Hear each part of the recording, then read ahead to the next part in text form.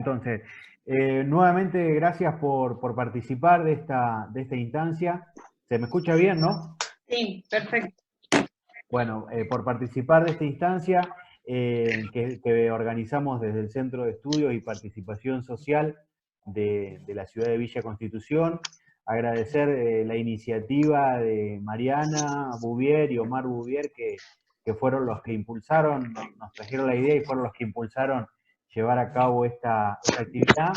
Y por supuesto también a los participantes, al público, pero también a los que nos van a enriquecer con su participación. Y esto lo hacemos en el marco del 28 de abril, en el cual la OIT celebra el día... ¿Se escucha bien? Yo escucho muy mal, por eso soy insistente con el tema. Sí, yo voy cerrando algunos micrófonos, pero por suerte somos 60 ya acá en la reunión, entonces bueno, no alcanzo a cerrarlos. Si puedes, Bueno, yo avanzo y cualquier cosa me frenan. dale. Bien.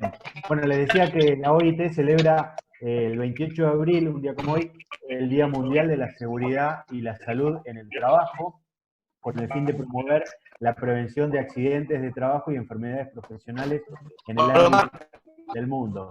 Se trata de una campaña de sensibilización cuyo objetivo es centrar la atención a nivel internacional sobre las nuevas tendencias en el ámbito de la seguridad y la salud en el trabajo y sobre la magnitud de las lesiones y enfermedades y muertes relacionadas también al ámbito laboral. El 28 de abril también es el Día Internacional en memoria de los trabajadores fallecidos y heridos que el movimiento sindical conmemora en todo el mundo desde 1996.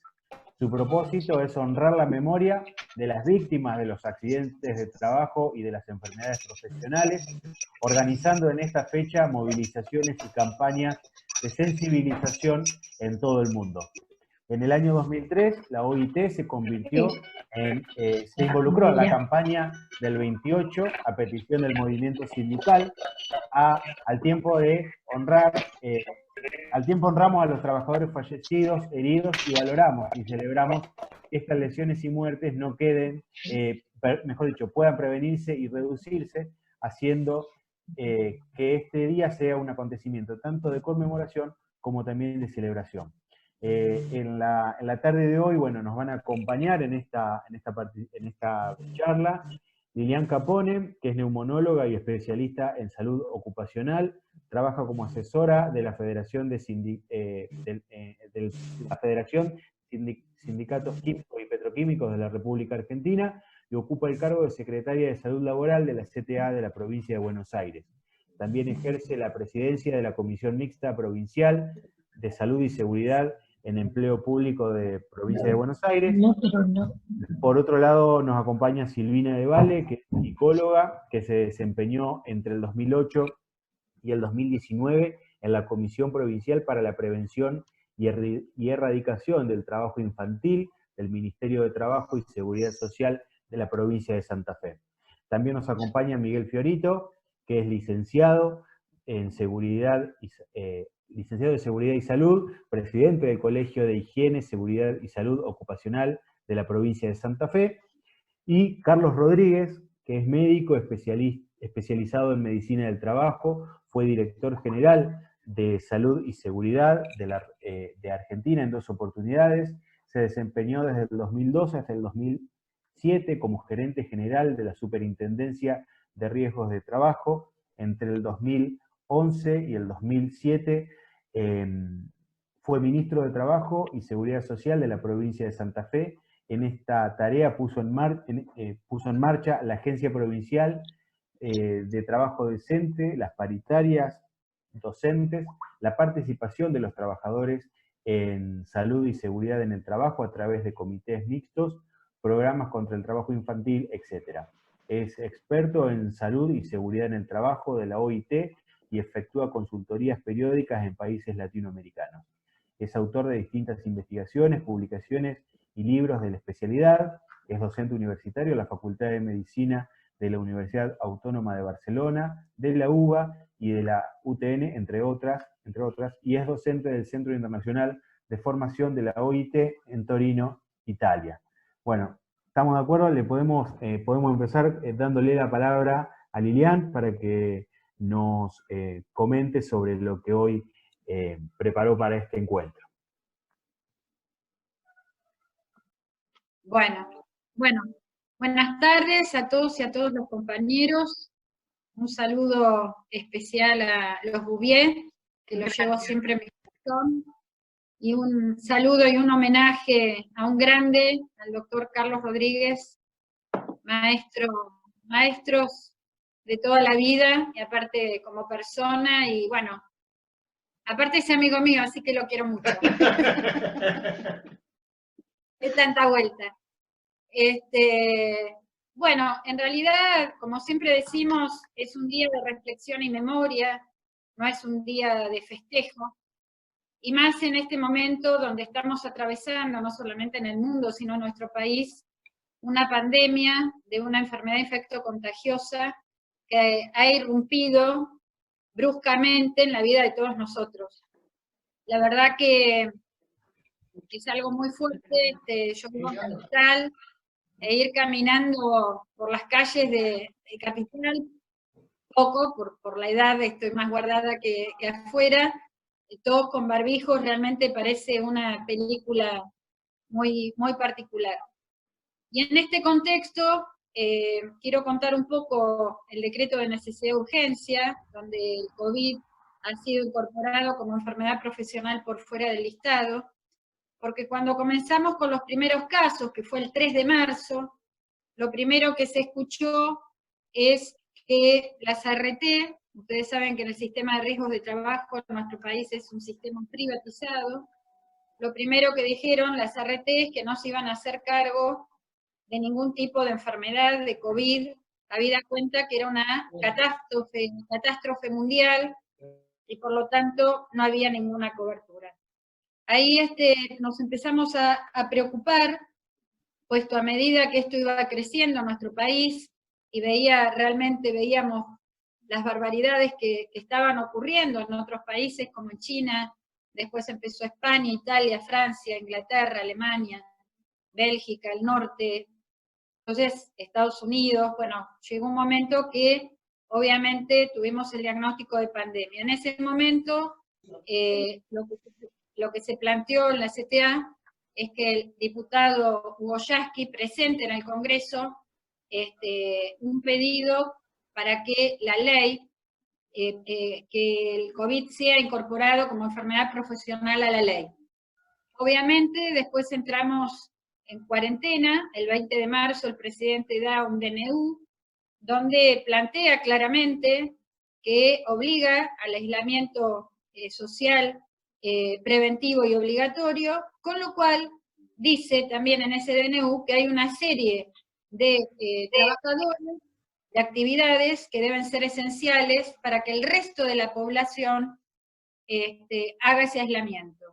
Situación por la cual rápidamente comenzamos desde la CTA, desde la sindical, a trabajar fuertemente y a enviar notas a la superintendencia y al ministerio diciendo que esto no era solamente una pandemia, sino que si había un decreto de necesidad de urgencia donde se hablaba de actividades esenciales, ahí había colectivos de trabajadores que obviamente, al ser esenciales, eran los que soportaban para que el resto de la población estuviéramos cuidando.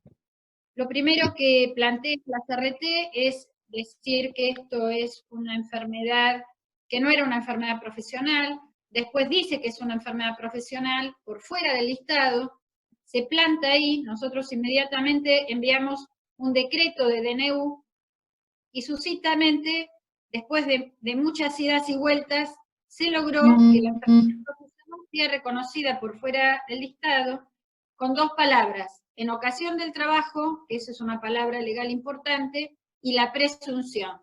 Todos los trabajadores de la salud, cuando estén infectados por el COVID y hayan estado trabajando, no es necesario que justifiquen su enfermedad a través de un trámite, sino que directamente la RT los considera. El resto de las tareas esenciales, entonces, que directamente esta enfermedad debe ser considerada como profesional. Nosotros consideramos que la vida no se negocia, estamos en contra de un sistema de riesgos privatizados, consideramos que las ART tienen que tomar conciencia y deben realizar la cobertura al 100% de todos estos trabajadores, y básicamente porque escuchando hoy el porcentaje de trabajadores específicamente de la salud es muy alto. En nuestro país se considera que casi el 20% de todos los infectados son trabajadores de la salud. Trabajadores de la salud que se contagian en clínicas privadas que no generan el protocolo de prevención, como dice la normativa, y aparte tampoco los elementos de protección personal. Esto demuestra que en nuestro país falta mucho todavía, pero a pesar de todo eso, los trabajadores no pudieron, de las clínicas, no están organizados y tampoco tienen el delegado de prevención o el comité mixto, porque en la provincia de Buenos Aires, al igual que Santa Fe, nosotros tenemos la ley de comité mixto de las empresas privadas. Lamentablemente esto no sucedió. En este momento se considera que el 1% de los trabajadores de la provincia de Buenos Aires están infectados por COVID.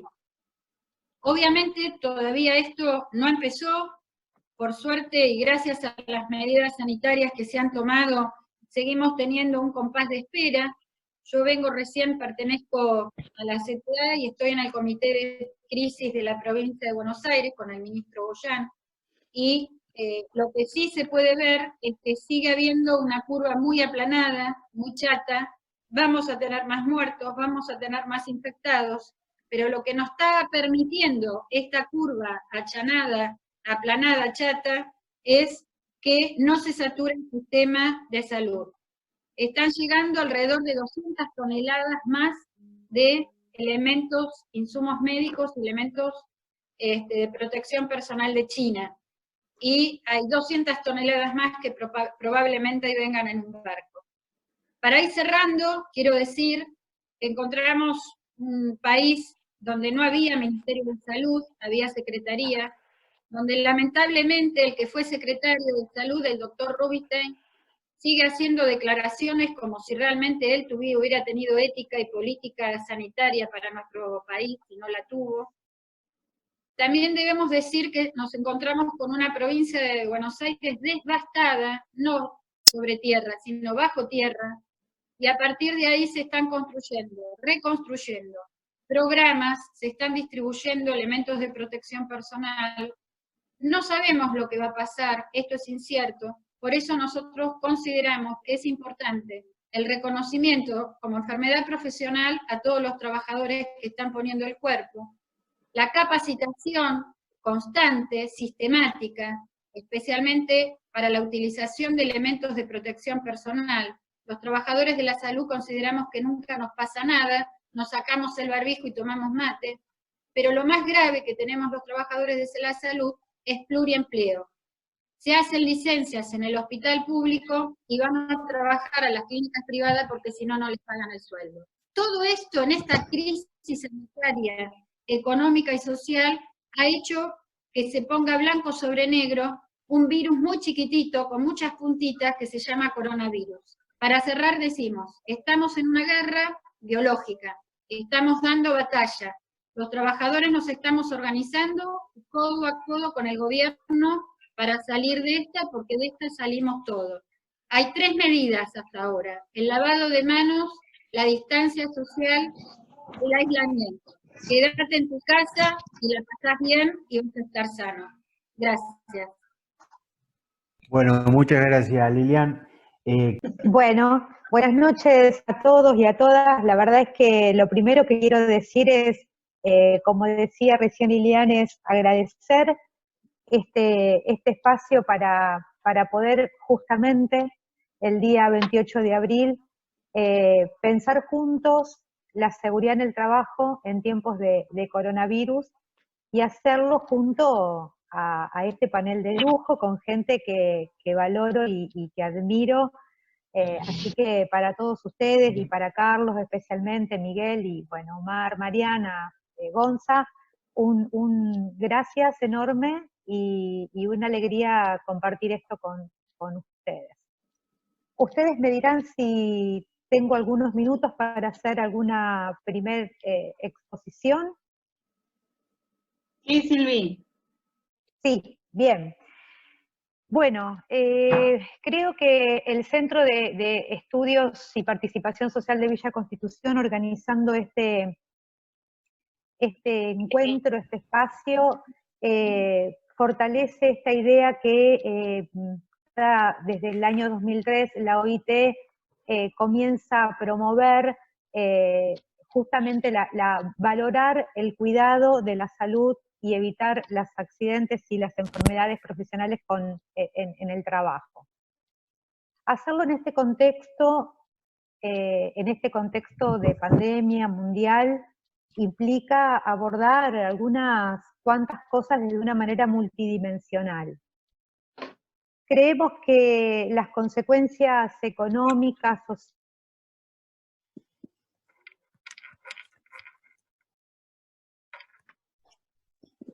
No se escucha, ¿no? No. ¿ahora me escuchás? Ahora sí, ahí está. ¿Se escucha? Sí, sí. Bueno, no sé dónde había quedado. De todas maneras, decía que poder reflexionar juntos en este día y en este contexto de pandemia mundial es una oportunidad, primero, para volver a insistir en la importancia de una cultura de la prevención, y segundo, para poder reflexionar también de lo multidimensional que es este fenómeno y cómo va a impactar o cómo impactó y va a continuar impactando diversos aspectos de la vida a nivel global, a nivel colectivo, regional y por supuesto que también a nivel individual. Decir que este coronavirus para el que nadie estaba preparado, esta pandemia, viene a desnudar una serie de desigualdades, países. ¿Ya compró la hamburguesa, Rochi? ¿Ya compraste hamburguesa? Dentro de... Me voy a dejar. ¿Me escuchan? Sí, escuchan? Vamos a tratar de silenciar el resto de la... Diana, vos que sos la parece. administradora. El resto de los micrófonos vamos a tratar de silenciarlos. Dale, seguí, negra. Silvina. Perdón, no, porque escuchaba otra conversación detrás y no sabía si me escuchaban a mí. Decir que las desigualdades que desnuda la pandemia son desigualdades regionales entre países y dentro de cada país también. Y que por lo tanto el impacto que tiene sobre cada uno no es el mismo. Si bien estamos expuestos de una manera similar, donde no hay una diferenciación ni de clases, ni de actividad económica, ni de edades, sin embargo, sí este fenómeno o este virus nos encuentra de manera distinta y hay colectivos y grupos de trabajadores que vemos y lamentablemente vamos a continuar viendo el impacto negativo y dañoso y diría devastador que tiene en la vida de cada uno. Cuando hablo de estos colectivos de trabajadores estoy hablando de los jóvenes, estoy hablando de los precarizados, estoy hablando de los monotributistas, de los cuentapropistas. Y digo que no es lo mismo en este momento saber que un aislamiento preventivo, social, es con un ingreso garantizado a fin de mes, que esto no sea así. Y hay enormes cantidades de una población también diversa que lamentablemente este tiempo de confinamiento y de aislamiento para cuidar la vida lo expone a no tener un ingreso. Entonces, para tomar, y me parecía nuevamente agradecer esta posibilidad, quería informar, compartir una información respecto de un colectivo muy particular de trabajadores y trabajadoras especialmente, que es el de las trabajadoras de casas particulares. Gonza, necesito que me deje ok si se escucha. Sí, se escucha. Bien. estamos hablando de un grupo, de una actividad económica particular que tiene un altísimo nivel de no registración, de precarización, está formado casi mayoritariamente en un 90% por mujeres que son en un 50% jefas de hogar y que tienen el 80%, estoy hablando a nivel nacional, hijos menores de 18 años, por lo tanto estoy hablando de mujeres trabajadoras, no siempre registradas, porque solo 3 de cada 4 no están en blanco, que tienen sobre su espalda, digamos, sostener el hogar y con niños menores y en edad escolar, sin una capacidad de ahorro, porque estamos hablando de los ingresos en los percentiles más bajos de salariales, y que están expuestas tanto en su lugar de trabajo, pero también en el traslado. Ahora bien, este grupo de trabajadoras, no todas están exceptuadas. Solamente una categoría, y digo porque aquí comienzan a aparecer los fraudes y las situaciones vergonzosas que fuimos viendo, como por ejemplo estos desvergonzados empleadores llevando a trabajar a su trabajadora doméstica o la persona que se encarga de la limpieza en un baúl de un vehículo, o situaciones que realmente son vergonzosas. Entonces, compartir esta información, de las 5 categorías que tiene la actividad de trabajadoras de casa particulares, solamente hay una categoría que está exceptuada por el DNU 297 de este año, que establece cuáles son las actividades esenciales. Y me refiero únicamente a las personas que están dedicadas a asistir a personas con discapacidad, a niños o niñas, o a personas mayores. Y cuando hablo de personas con discapacidad o con algún problema de salud, estoy hablando de ese acompañamiento que no es terapéutico. Por lo tanto, el resto de las trabajadoras encuadradas en el régimen de trabajo doméstico, que no sean esta que acabo de mencionar, están exceptuadas de ir a trabajar. Me parecía importante informar porque creo que estamos inundados de información, sin embargo parece que hay cosas que no llegan a quienes debieran llegar, y estoy hablando de estos datos.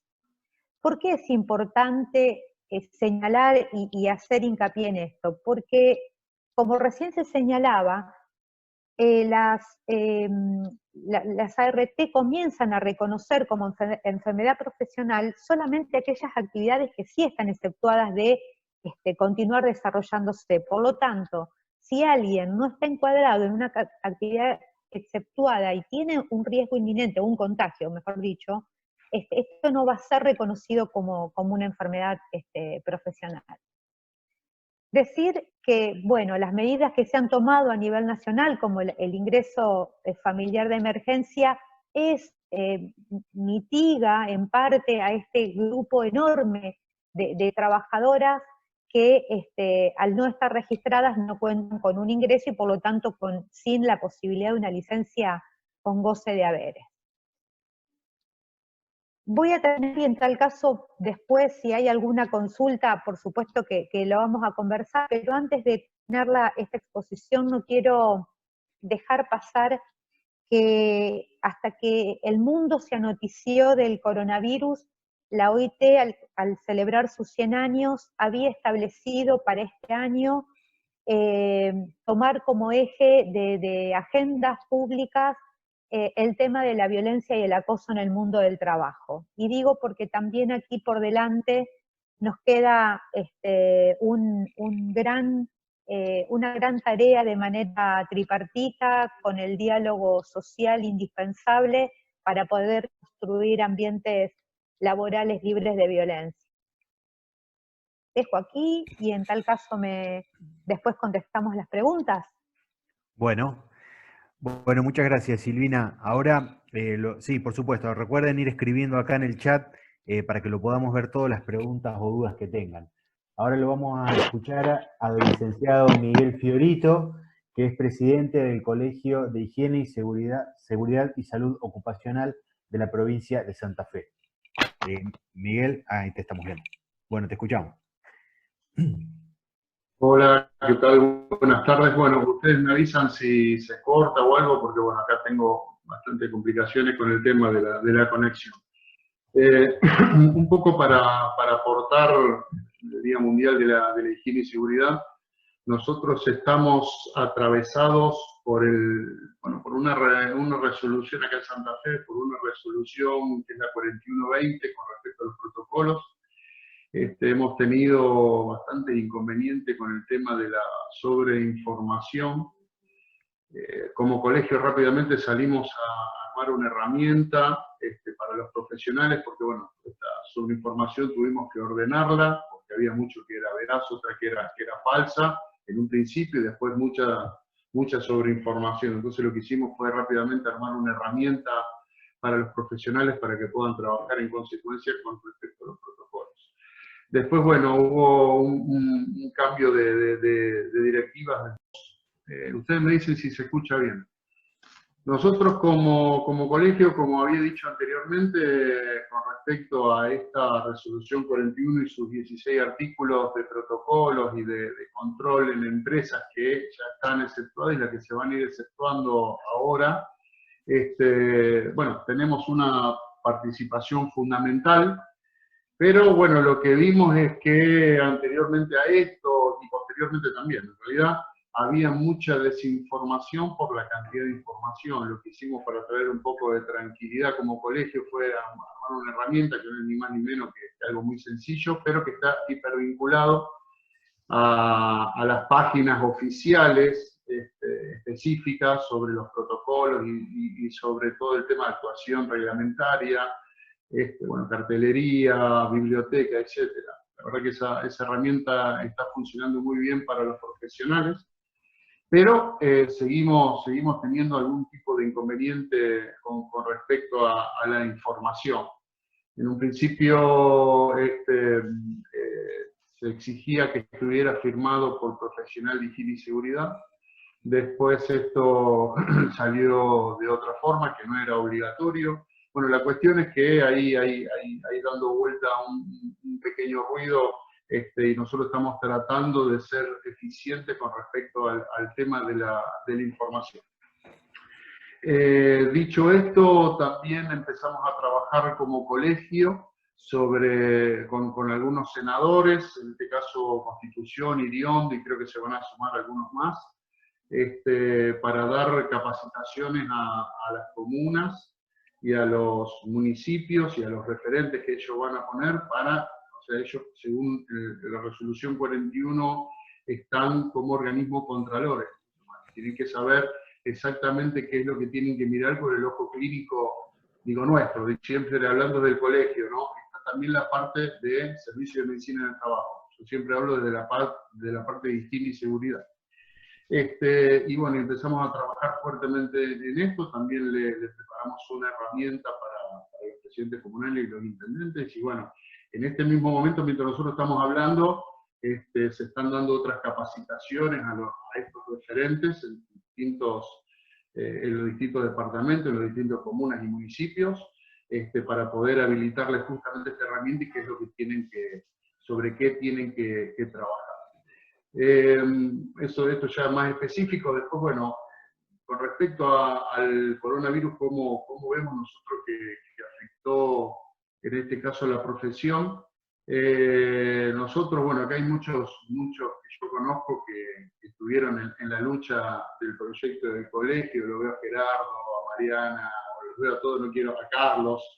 Realmente, cuando nosotros empezamos a militar, por así decirlo, el tema del colegio, siempre íbamos con la bandera de que realmente lo que tenía que hacer este colegio tenía que ser dinámico y trabajar con la sociedad. Bueno, sobre esta desgracia creo que lo estamos demostrando y estamos realmente convencidos de que estamos impactando hoy. Sobre esta situación, digo, lamentable, estamos impactando positivamente en la sociedad. La realidad es que, bueno, durante todos estos años la profesión de higiene y seguridad fue bastante ninguneada por un montón de temas que hoy no van al caso, pero pero que considero que hoy, por el tema de salud, empieza a tener empezamos a tener una fuerte exposición sobre esto, y creo que, bueno, que todo esto, y ya a nivel mundial, y hablando literalmente, creo que esto va a cambiar todas las cuestiones sociales, económicas y culturales, sobre todo culturales, y creo que el ojo se va a poner desde, o por lo menos se va a ver desde otro lado. Entendemos que es así, ¿no? Y bueno, inmediatamente después que pase un poco esto, digo, con nosotros, con respecto al tema del protocolo, vamos a empezar a trabajar fuertemente con el tema, que también es un cambio que se vino para quedar, con el tema del teletrabajo. Hay mucho para hacer ahí, hay mucho material para trabajar, porque, bueno, en estas situaciones se pueden aprovechar del trabajador, y nosotros queremos poner también el ojo clínico sobre estas cuestiones, ¿no? El tema de estrés, el tema de horarios, hay un montón de cosas en las cuales debemos trabajar. Y bueno, una vez que pase esto, que nos enfoquemos y que ya esté un poco más solucionado el tema del control de los protocolos, bueno, etcétera, vamos a trabajar fuertemente sobre esto. Bueno, hay un montón acá que son colegas de higiene y seguridad, decirle feliz día, y que bueno, que este colegio está empezando a cumplir lo que prometió en su momento en estos 5 años de militancia. Así que bueno, muchas gracias por el espacio, y bueno, estoy abierto a las preguntas que ustedes consideren. Bueno, muchas gracias, Miguel. Seguimos, como le dije anteriormente, recolectando las preguntas acá al costadito, a la derecha de la pantalla, por supuesto. Y después vamos a tener oportunidad de colectivizarlas. Antes de darle la palabra al doctor Rodríguez, quiero agradecer que nos está acompañando quien fuera también durante la gestión del doctor Rodríguez, viceministra de Trabajo, diputada nacional luego, y después ministra de la Producción, Alicia Siciliani, que siempre nos acompaña, eso lo tenemos que decir, y siempre está muy comprometida con estos temas, y siempre presente y con una actitud muy militante y de mucho compromiso. Así que, Alicia, muchas gracias por acompañarnos. Ahora sí, le damos la palabra al doctor Rodríguez. Bueno, buenas noches a todas y todos. Realmente para mí es un placer y bastante emocionante estar reunidos con tantos amigos. Y lo digo por una razón muy sencilla. Cuando era gerente general de la Superintendencia, adherimos al Día Internacional y creamos la Semana Argentina de Salud y Seguridad en el Trabajo. Lamentablemente esto se interrumpió cuando llegó el gobierno de Macri, y lamentablemente también tenemos que decir que las autoridades de Macri en salud y seguridad en el trabajo siguen siendo las que están hoy día, lo cual realmente lamentamos mucho, y una muestra es que esta es la única actividad, y felicítense ustedes, en salud y seguridad en el trabajo que se está haciendo en la Argentina. Yo mandaba la información correspondiente a la OIT y una serie de instituciones, un poco para que vean que cuando hay voluntad se pueden hacer las cosas. Así que muchas gracias a la dinastía Bouvier, ¿no? y al Centro de Estudios, que realmente facilitaron este encuentro. Muchas gracias a vos y a todos los que participan. Primero un beso grande a Liliana Capone, que nos queremos muchísimo desde siempre, y a otra mujer a la que quiero mucho, que es Alicia Siciliani, una enorme mujer. Bueno, fuera de esto, yo pienso tocar 3 temas, uno casi a nivel de salutación o de recuerdo, o de darle las gracias respecto a los factores psicosociales que están operando hoy día sobre los trabajadores, fundamentalmente que se han dedicado en aquellas tareas que se dedicaron esenciales, especialmente para el trabajo sanitario. Algunos comentarios sobre el regreso al trabajo, que es lo que hablaba nuestro amigo Miguel. Y por último, o por penúltimo, voy a hablar de la necesidad de diálogo social en torno a esto, tal cual lo ve la OIT, y luego un pequeño epílogo. Entonces, encarando el primero de los pasos, que es fundamentalmente el que hace a los trabajadores en situación de riesgo extremo, porque esta es la situación real, y analizando solamente lo que son los factores psicosociales, ni me meto con la infección, vamos a encontrar de que el primer problema que se divisa en estos trabajadores es el temor a infectarse y llevar esta infección a la familia. Se hacen cosas increíbles para tratar de que esto no suceda, pese a lo cual, es decir, hoy se escucharon las cifras de infección en el personal sanitario, que es realmente enorme. Pero al mismo tiempo hay que saber de que otro factor psicológico está refrendado por un factor físico, que es la falta de elementos de protección personal. Aún estamos en falta. Estaban tan desarmados y tan deprimidos la salud, es decir, que realmente a este momento hemos encontrado cantidad de compañeras y compañeras que han caído bajo el coronavirus exclusivamente por la falta de elementos de protección adecuados. Otras veces trabajan en entornos que no tienen baja capacidad para aplicar medidas preventivas realmente.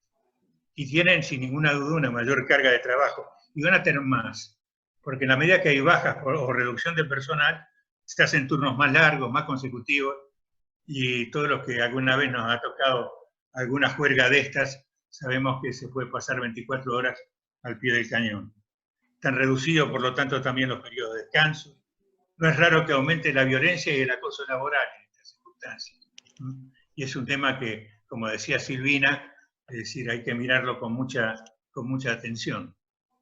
Y por último, otro de los problemas que nos parece inadmisible, pero que está en los diarios todos los días, es el estigma social que hay y la discriminación sobre los agentes sanitarios que nos curan y nos tratan. Es decir, yo charlaba hace un rato nomás con una dermatóloga que la gente de los departamentos, estoy hablando de plena ciudad de Buenos Aires, la rechaza por el hecho de ser médica en el Instituto Rojo, que es el Instituto del Cáncer.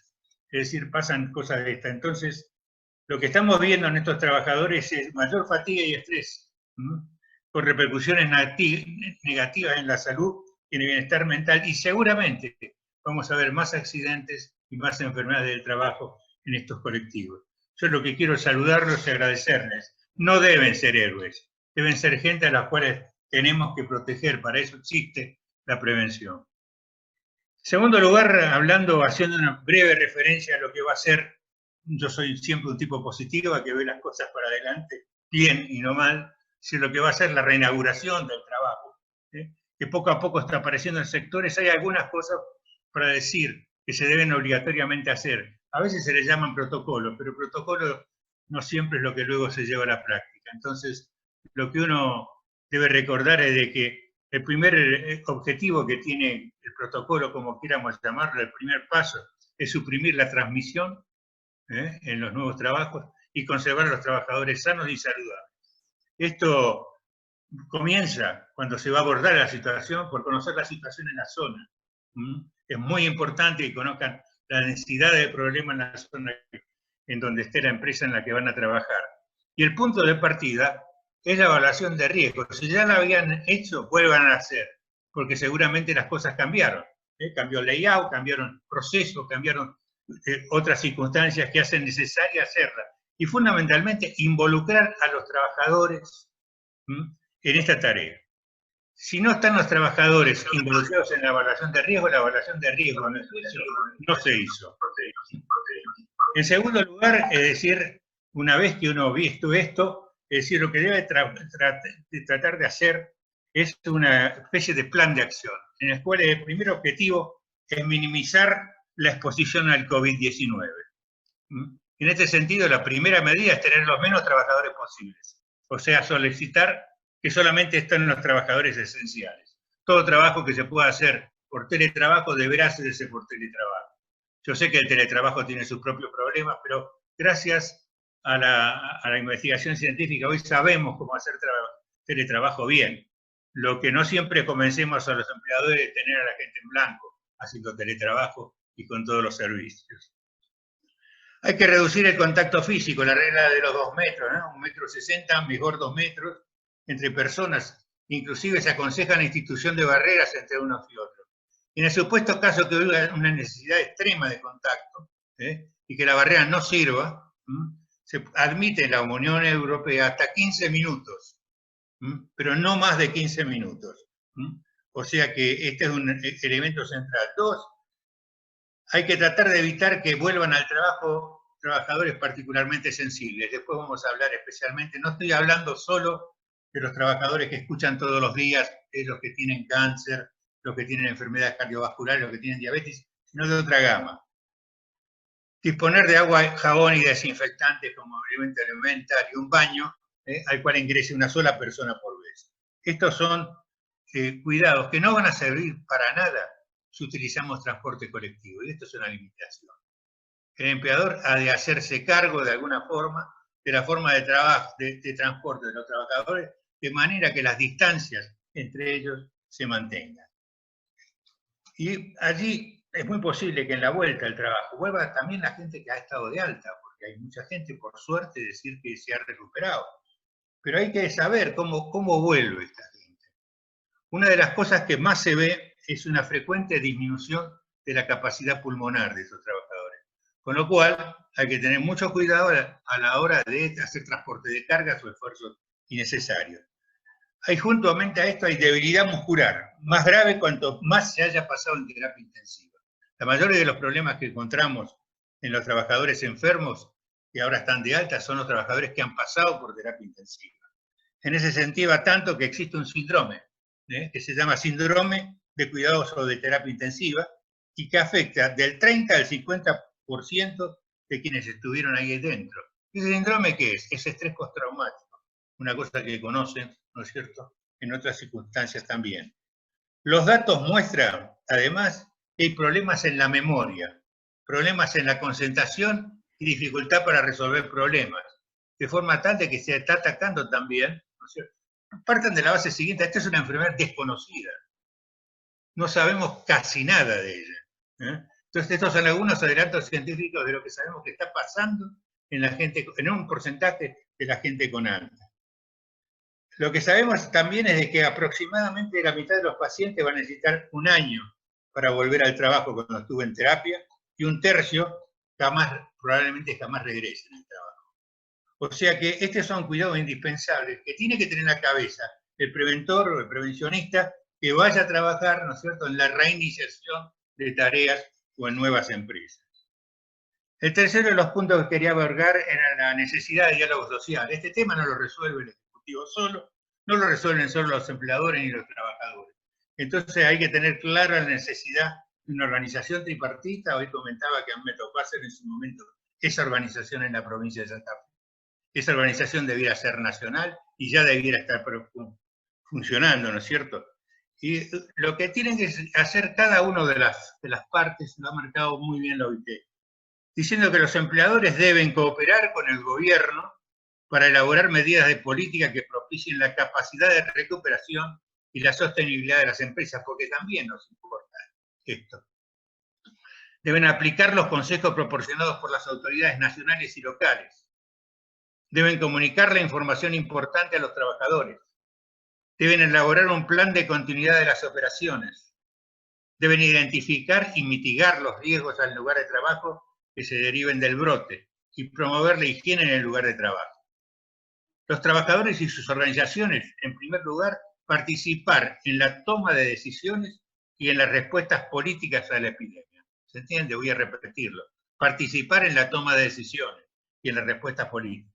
Deben cooperar activamente con los empleadores en la aplicación de las medidas de prevención y protección y seguir estrictamente las prácticas de higiene. Pero también esta vez, en la OIT, no solamente habla del papel de las partes, de los interlocutores sociales, sino que también planteó cuál es el papel o el rol de los profesionales en salud y seguridad en el trabajo. Y creo que esto debe interesarles a casi todos, ¿no es cierto? En ese sentido, dice que lo primero es facilitar el acceso a información fiable. Y hay mucha mierda, perdónenme las palabras, en información, por falta de formación suficiente, por falta de capacidad o por mala leche. De forma tal de que esto también hay que saber dónde leer. Y hay páginas que son centrales. Nadie puede dejar de leer hoy NIOSH en Estados Unidos, OSHA en el Reino Unido o las informaciones de la Unión Europea. Hay bibliografía suficiente para hacerlo bien.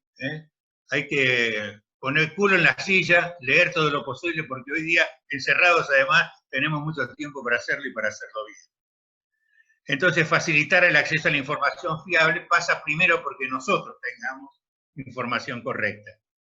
2, promover la comprensión de la enfermedad y de los síntomas. Apoyar en el proceso de evaluación y control de los riesgos, a saber, la identificación de peligros infecciosos y no infecciosos y la evaluación de los riesgos asociados, la adopción de medidas preventivas y de control y la vigilancia y examen, y ayudar en la elaboración y actualización de planes de prevención, contención, mitigación y recuperación. Este es el rol de la gente, de los colegas que hacen salud y seguridad en el trabajo. Y había prometido el epílogo, y en el epílogo lo que quisiera decir es de que el mundo está recurriendo a políticas keynesianas y a políticas estatistas. Lo que antes era pecado, ahora es una bendición. ¿O no? Los empleadores del Estado milagrosamente han dejado de ser soberbios y vagos. Ahora nos encontramos con las enfermeras y médicos al servicio nuestro. Nos dimos cuenta de que los mercados no salvan a nadie. Y de esta forma se ha dado en todas partes. ¿No es cierto? Entonces, en principio yo veo un futuro donde los gastos en salud pasan a ser una inversión y no un gasto. Se acaba la reducción de gastos. Donde se busca un mercado de trabajo más seguro, con menos desocupación y menos trabajo en negro. Hay que aprovechar la pandemia para un cambio más radical, porque podemos hacer este cambio. Y en el fondo tendremos que seguir trabajando, como siempre sostengo, hoy, por tratar de que haya menos accidentados, menos incapacitados, menos muertos por accidentes y enfermedades en el trabajo, a sabiendas que la victoria final solamente será obtenida cuando los trabajadores vuelvan a cantar cuando trabajan. Muchísimas gracias.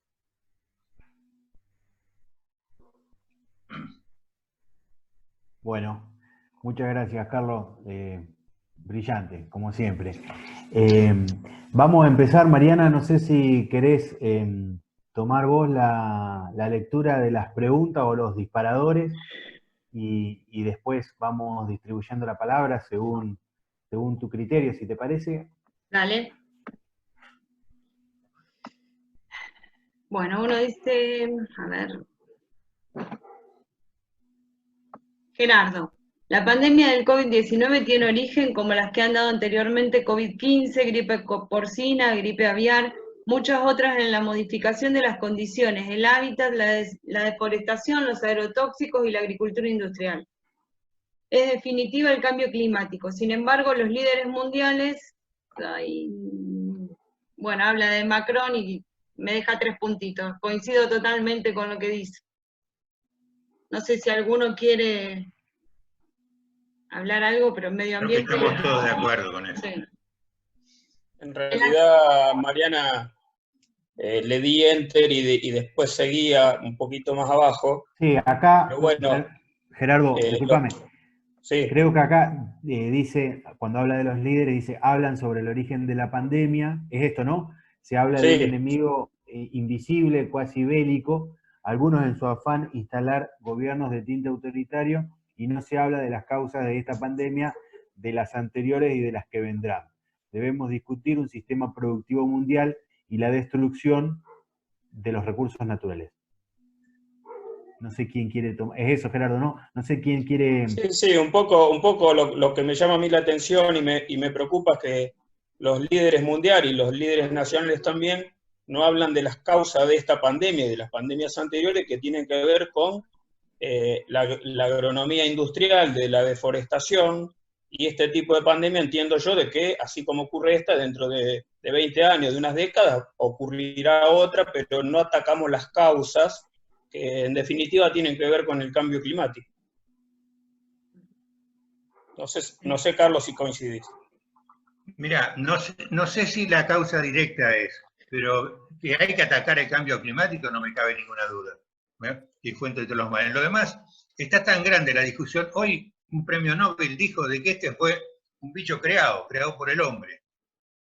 O sea, sabemos muy poco de esta enfermedad, pero lo que no me cabe duda de que vamos a la destrucción del planeta si seguimos las cosas como hoy día las estamos haciendo. O sea, y es cierto de que esto de la pandemia ha tendido a ocultar el problema bestial del cambio climático. No me cabe duda.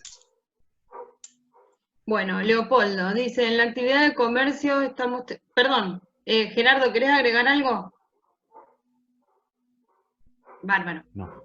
Leopoldo dice, en la actividad de comercio estamos teniendo serias dificultades para que la ART reconozcan a las compañeras y compañeros infectados del COVID, sean reconocidos como enfermedad profesional.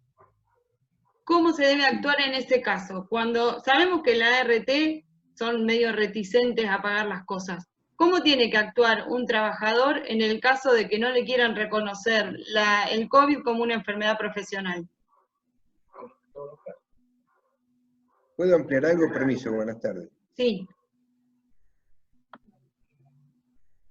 Sí, hable, ¿Me Leopoldo. escucha? Ah, no, Sí, no sabía sí. si me estaban escuchando.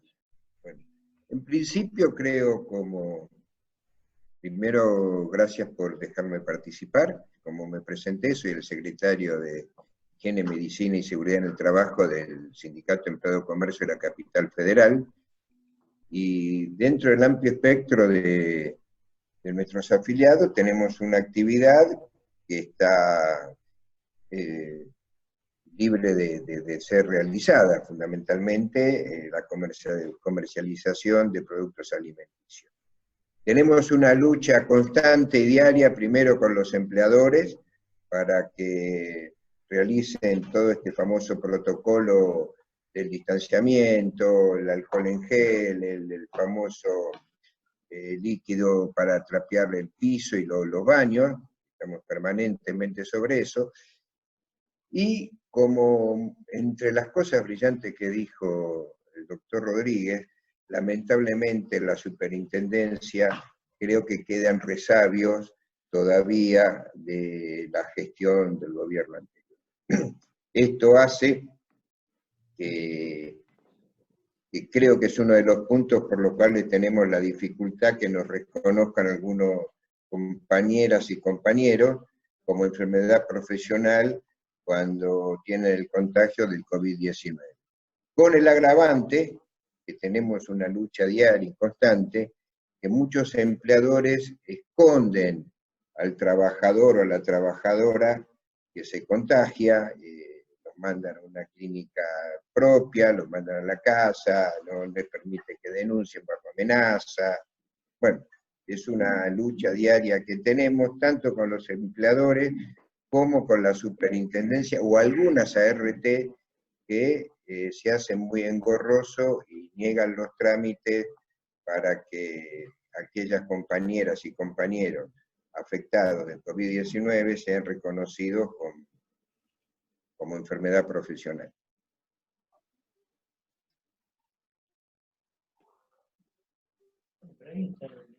Carlos, ¿querés contestar? ¿No está Liliana? No, Lili me parece que no está. Se nos escapó. Bueno, mira, en primer lugar lo que hay que hacer es la denuncia frente a la Superintendencia de Trabajo como trámite administrativo. Y luego, si no, recurrir a la asistencia de un abogado, ¿verdad? Es decir, eso es absolutamente ilegal. Digamos, Liliana aclaró de que en algunos es presumible que es enfermedad profesional, para la norma me refiero, ¿no? Aún fuera del listado. Estamos hablando del personal directo, el personal sanitario y este. En el resto del personal, donde puede aparecer en el trabajo igual, pero no está dentro de esos servicios, es decir, van a tener que pasar a demostrar a través de la Comisión Médica Central. Y creo que es por ahí donde anda la dificultad mayor. Mira, muchos peleamos para que esto se incorporara. Y la CTA, sin ninguna duda, con Liliana en la cabeza, fue la primera. Yo hablé, hice toda la presión de la que fui capaz con las autoridades locales del ministerio, es decir, y salió lo que salió, no es lo que todos desearíamos, pero al menos la gran cobertura del personal que está más afectado, que corre más riesgo, esta está garantizada. Ahora, nunca falta una RT que se haga la tonta, que hay que denunciarla como tal. Perfecto. Bueno, hay alguien que preguntaba si, acá, Florencia, dice que si como profesionales de higiene y seguridad podemos realizar y firmar un protocolo de COVID en una empresa. Dentro del... Miguel, ¿estás? Sí, estoy. ¿Quieres contestarla? ¿Cómo? ¿Quieres contestarle la pregunta a Florencia? Sí. Sí, sí, sí. Tengo una respuesta simple y una explicativa. Voy a ir por la explicativa. Nosotros cuando salió la resolución 41, teníamos, entre otras dudas, la gran duda sobre el artículo 1 de la resolución 41, que habla de un protocolo de higiene y seguridad, que el empleador deberá implementar un protocolo de higiene y seguridad en conjunto con su medicina, su servicio de medicina del trabajo y comité de los trabajadores. Nosotros es como que, a ver, después había otros artículos que nos habilitaban para circular, había otro que estaba como medio mezclado, por lo menos así nosotros lo entendimos y lo hicimos ver con nuestro letrado. Rápidamente fuimos al Ministerio de Trabajo a que nos puedan dar respuesta.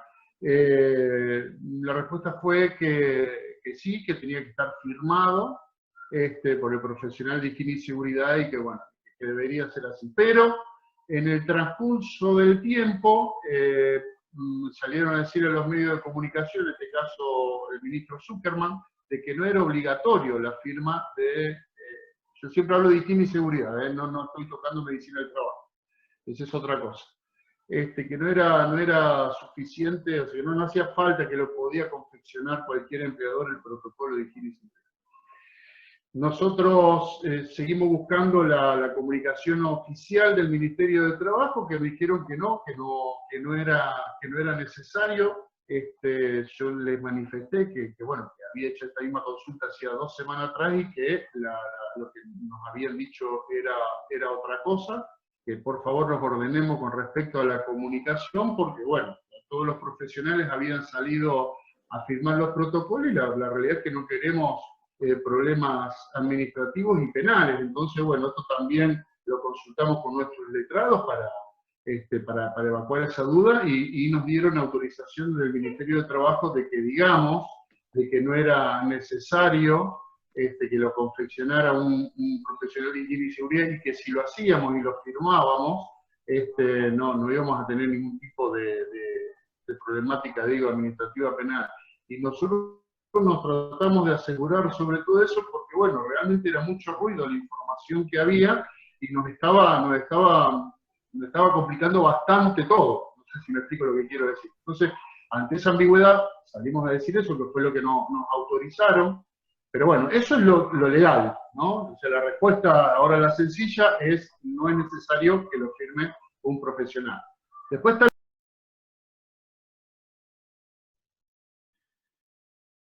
No, pero no se conecta nadie más. No. Ah, sí.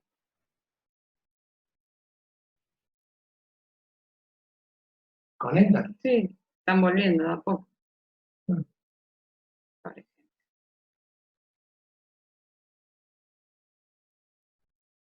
Qué vergüenza.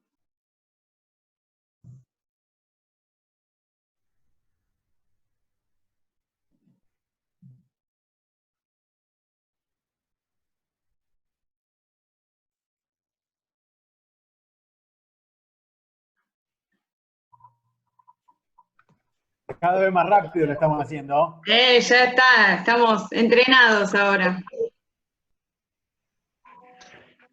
Podemos armar otro la semana que viene. Bueno, lo volvimos a cortar a Miguel, pobre Miguel, no es nada personal, pero siempre le toca a él. Y ahora no entró No todavía. sé si volvió. No lo veo.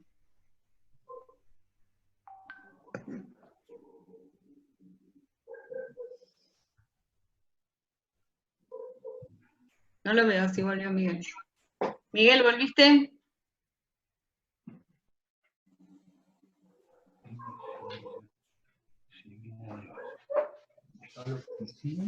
¿Lo conocés? Bueno. No sé si quieren ir haciendo algunas consultas.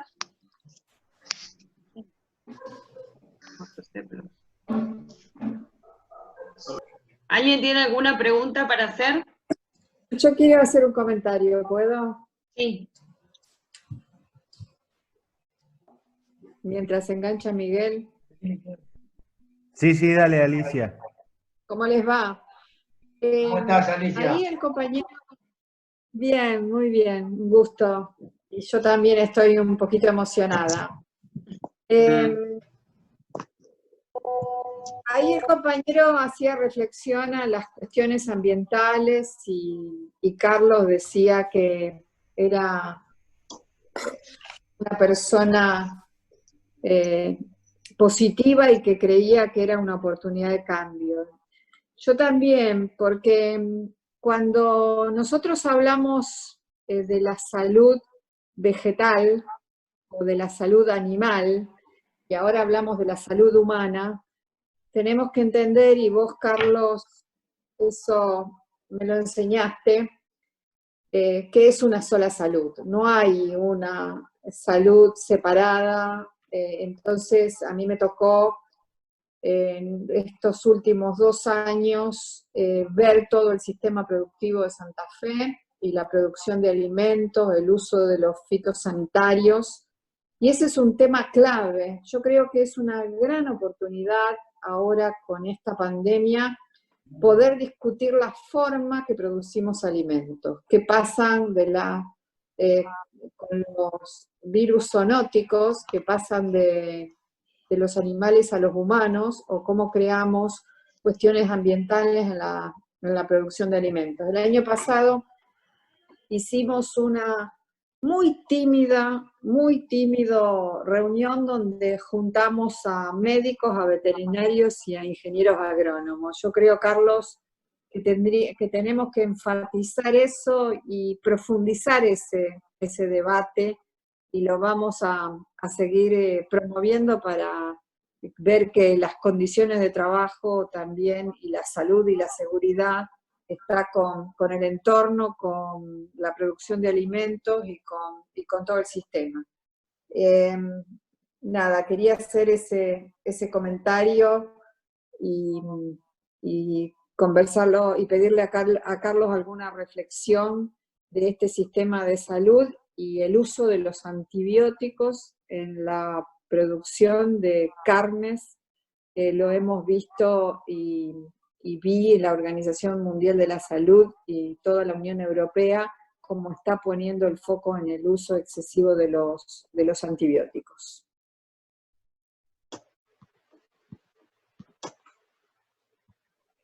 ¿Está Carlos? Estoy. Hay un solo concepto de salud, que es global, ¿no es cierto?, y asume cada uno de los aspectos correspondientes. Hoy día, hasta el momento, lo que se ha trabajado más, digamos, en el reino animal, ha sido la zoonosis. Sin ninguna duda, e inclusive esta enfermedad, vamos a ver en qué clasificación entra, porque sí es verdad que esto pasó a través de los murciélagos, entraría también en esa categoría, y una categoría preocupante, ¿verdad? Pero como decía un viejo amigo mío y profesor, que me acuerdo cuando nos enseñaban del problema de alimentación, decía, comemos mierda y encima la pagamos cara. Y es absolutamente así, o sea, no sabemos lo que comemos, es decir, no hay garantía. Inclusive los mismos organismos certificadores de organicidad de los productos, no siempre sabemos bien cómo los hacen, porque ustedes saben que certificar, por ejemplo, la tierra nada más, se necesita garantizar 5 años sin que haya tenido plaguicidas, de forma tal de que uno tiene sus dudas. Pero que el mundo marcha a eso, y que creo que si uno pudiera realmente desarrollar alimentos sanos, tiene la posibilidad de conquistar nuevos mercados, no me cabe duda, porque hacia eso marcha la gente. Y sobre todo hay que trabajar sobre los vegetales. ¿Por qué razón? Porque hay una tendencia a abandonar las carnes. Hay quien dice inclusive que en el futuro, por suerte a mí no me va a quitar nadie el asadito por lo poco que me queda, pero que en el futuro se va a dejar de comer carne. Pero es cierto, la tendencia es muy marcada. Si hay hamburguesas veganas, entonces a partir de eso ya te puedes creer cualquier cosa. Pero es cierto de que no hay un control de calidad en el producto alimenticio. A mí me tocó hace unos cuantos años atrás dirigir un proyecto en Centroamérica con sede en Costa Rica. ¿Se cortó? Carlos, se está cortando. Carlos, no tiene micrófono. Tiene el micrófono silenciado. Lo silenció. Ahí está, ahí te lo habilité, a ver. Digo que Ahora está. hace unos años estuve dirigiendo un proyecto de salud y seguridad en la agricultura en Centroamérica, con sede en Costa Rica, y ahí fue curiosamente uno de los primeros lugares donde entré a ver los problemas de sanidad vegetal, de los cuales yo conocía realmente muy poco, ¿verdad? Y a medida de que entrabas en eso, forzosamente entrabas en el tema de la alimentación. Y creo que es una deuda pendiente como muchas otras. Si uno tuviera realmente un concepto de salud pública, o de salud, ya ni siquiera pública, es decir, debiera tomar estos temas como toma otros. Tenemos mucho para hacer, tal vez eso sea lo que entusiasma. Esperemos tener líderes en el país que sepan empujar estas cosas y que sepan hacer una Argentina más sana para todos. Bueno, bárbaro. Muchas gracias, Carlos. ¿Alguien tiene alguna pregunta? Yo, a partir de ahora las cobro. Mariana, ahí hay una pregunta que una compañera hizo 2 o 3 veces, me parece que es importante que se pueda contestar o que se pueda poner de Roxana, que pregunta cómo retornar a la presencialidad de la educación.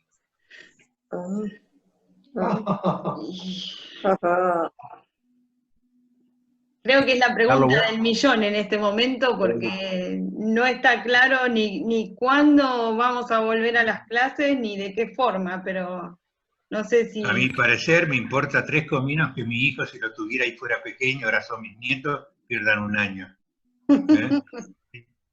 O sea que en este momento creo que la fase preventiva impone que los chicos estén en su casa y no en la escuela. Después va a haber que armonizar 2 cosas, porque a la medida que se liberen trabajos, los chicos que hoy día están al cuidado de sus padres, ¿quién las va a cuidar? Es decir, hay una cantidad de cosas que van conectadas una con la otra y que va a haber colectivamente. Lo que tal vez tengamos para el futuro pensar en trabajar mucho más con los métodos audiovisuales, mucho más con este tipo de cosas. Yo tengo, mis 2 hijas son docentes, una es docente universitaria de historia y la otra es maestra de ciencias. Y ella todos los días, durante toda la mañana, está a través de distintos métodos trabajando con los chicos de su grado. Creo que hay que enseñar a los maestros esto y que seguramente, claro, no va a cumplir las funciones de socialización de los chicos que uno lo desea, ¿no? Pero bueno, habrá que ver, no hay que desesperarse, esto es lo que yo me planteo. Es decir, creo que todos estamos un poco desesperados, ¿no? Todos tenemos un poco de miedo, y todos tenemos unas ganas de ver que llegó fin de año, que estamos vivos en primer lugar, que nuestros amigos y familiares están vivos, porque es natural cuando pasan este tipo de cosas, y vamos a estarlo. O sea que habrá que ver realmente si sabemos estar a nivel de lo que se necesita. Y vamos a tener que comer asadito, Carlos. Con mucho gusto usted invita. Yo soy un pobre jubilado. Yo también. Hay otra pregunta en la que dice, ¿qué hay de cierto en la resolución que con los nuevos requerimientos que sacó la provincia de Santa Fe en relación a la carga de las declaraciones juradas y los protocolos? Según esto, las cargas de las declaraciones juradas deberá ser por cada trabajador desde su celular mediante una app. No sé si... ¿Están bien? Sí, estoy. Esta información, Gonzalo, es reciente, es más, estuve en otra conferencia y termino y entro en otra y todavía no me pude detener a mirarlo. Lo que le dije a los colegas es que mañana, pero ya tengo entendido que salió una comunicación oficial, es así, antes se cargaba todo, se imprimía todo, se firmaba, se escaneaba y se mandaba al mail que figuraba en la resolución 41, en el artículo 10, 11 y 12, me parece, y ahora hasta creo que han cambiado, o sea, eso que decís es así, lo estoy, insisto, todavía tengo que profundizar, pero hasta creo que han cambiado la resolución con respecto a la carga. Creo que es así, que va a ser por medio de una app, y el protocolo se va a enviar directamente a una web para ser analizado. ¿Se escucha bien? Sí, sí. Bueno. Esto, le digo, es recién. Si te parece, Miguel, después nos contactamos y le contestás a esta persona que hizo la pregunta. Bien. ¿Mm? Me permiten a mí, yo solamente quiero hacer un saludo y despedirme de mi viejo compañero de colimba, Jorge Grimberg, que ha tenido la gentileza de darme esta sorpresa de aparecer por este medio desde Israel. Un abrazo grande, Jorge. Gracias, Carlos, por haberme invitado. Fue un placer participar, escucharlos. Hasta pronto. Hasta pronto. Hasta pronto. Muchas gracias. Silvina, ¿querés redondear con lo que estabas hablando?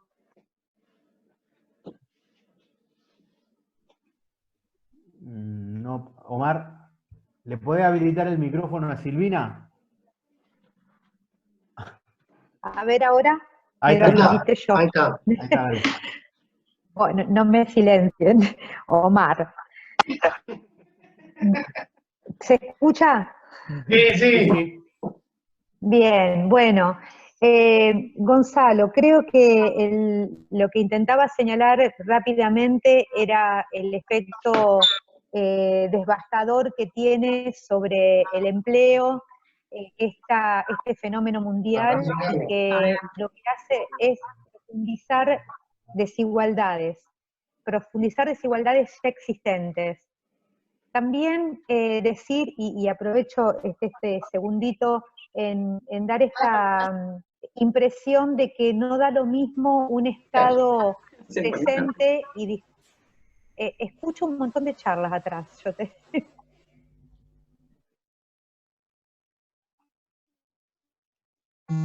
¿Se escucha? Sí, dale.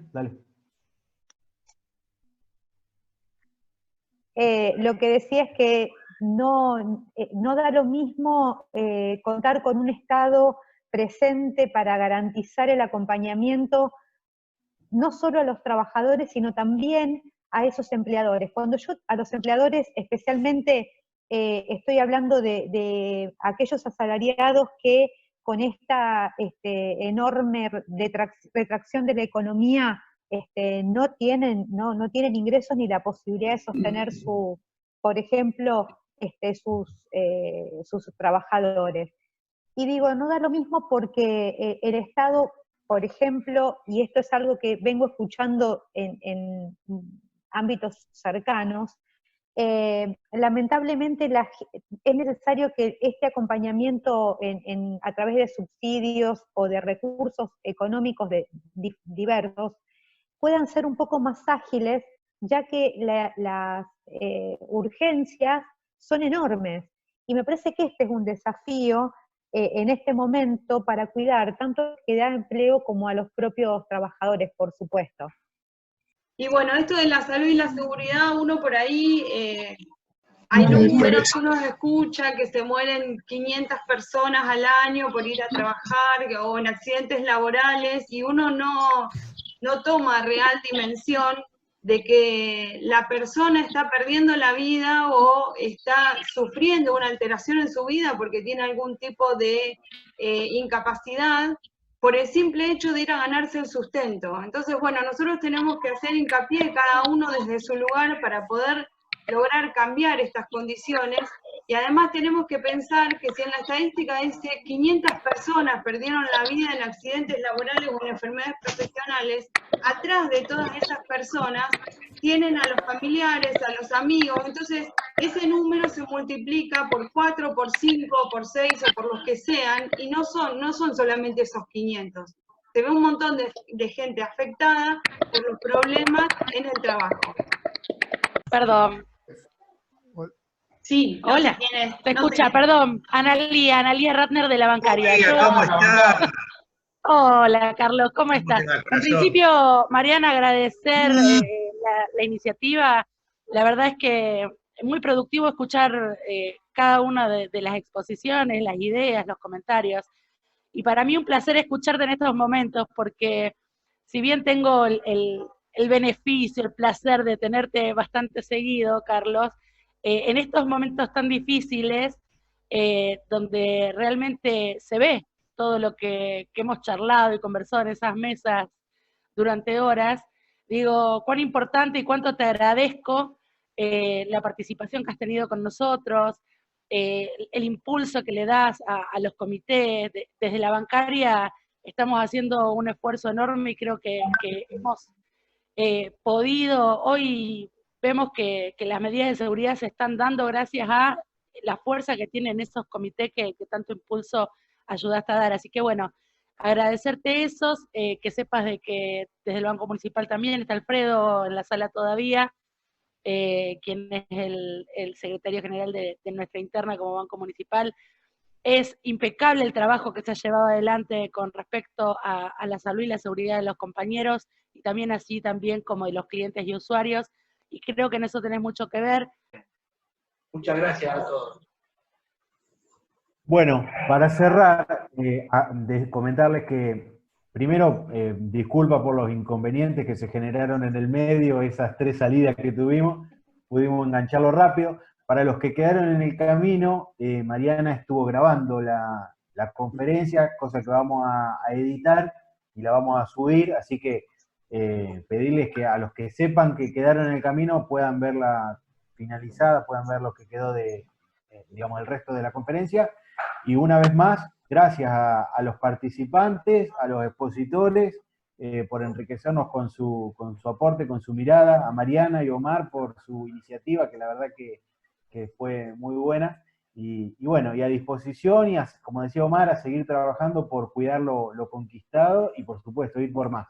Así que estamos en contacto y un abrazo grande para todos. Gracias, Gonzalo. Agradezco y me despido de todos ustedes. La verdad que fue un tiempo de intercambio más que positivo para todos y una iniciativa que, insisto, es un ejemplo. Así que, bueno, gracias por la invitación.